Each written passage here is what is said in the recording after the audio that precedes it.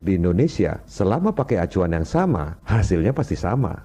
SARS, MERS, dan HIV adalah bukti nyata. Semua universitas dan para ahli yang pinter-pinter di dunia, nggak ada satupun yang bisa bikin vaksinnya. Karena mereka semua menggunakan acuan yang sama. Kenapa acuannya suruh ambil DNA RNA tanpa dimurnikan dulu virusnya? Keteledoran atau kesengajaan?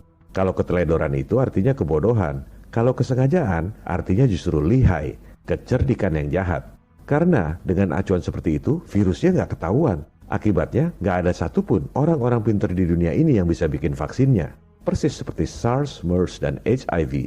Yang bisa bikin vaksin adalah yang tahu rahasianya. Dia lagi. Perusahaan-perusahaan vaksin terbesar di dunia, si dewa komputer Bill Gates, 2 dari 5 pendana terbesar WHO.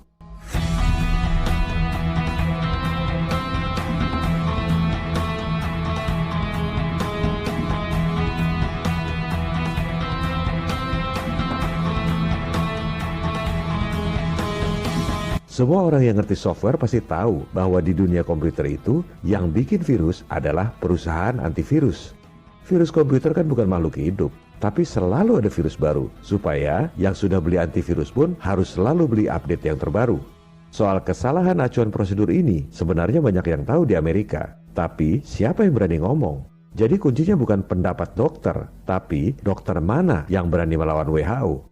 Interview Dr. Kaufman ini panjang, sekitar 2 jam. Masih bisa Anda saksikan di londonreal.tv. Materinya menjadi sangat bermutu karena hostnya juga orang pinter. Brian Rose, mantan jagoan Wall Street, alumni MIT, sama-sama Dr. Kaufman. Jadi, interviewnya sangat fruitful. Mereka juga bahas bagaimana Dr. Kaufman diperingati oleh rekan-rekannya sesama dokter. Para dokter itu tahu sama tahu tentang kesalahan prosedur penelitian virus, tapi nggak ada yang berani ngomong.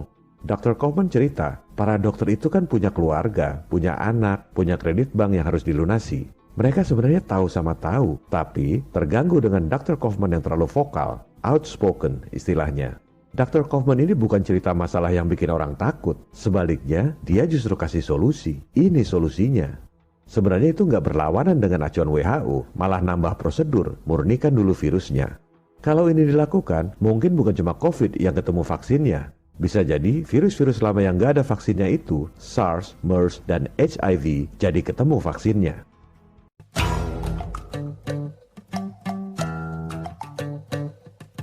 Apa yang harus kita lakukan sebagai rakyat?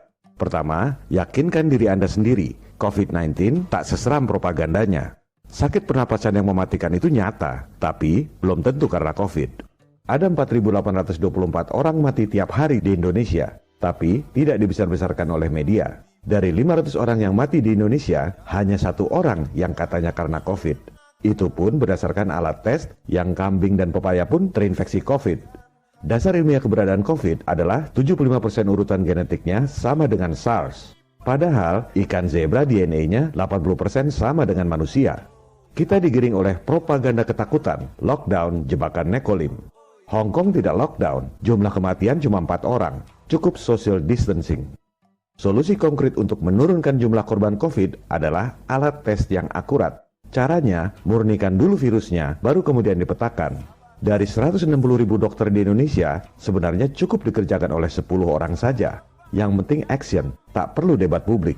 Ketiga, sebarkan informasi. Share lewat WA, tele, medsos, dan lain-lain.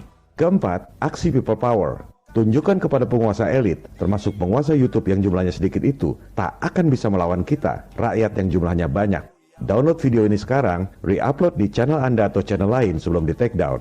Jadi, kalau video ini di take down, masih ada ribuan channel lainnya. Kalau saya mati, masih ada jutaan people power lainnya. This is John Connor. If you're listening to this, you are the resistance. Stay safe. Salam people power. Bongkar.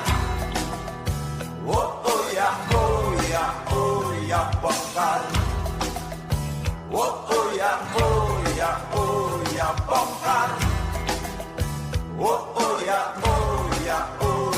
Bongkar.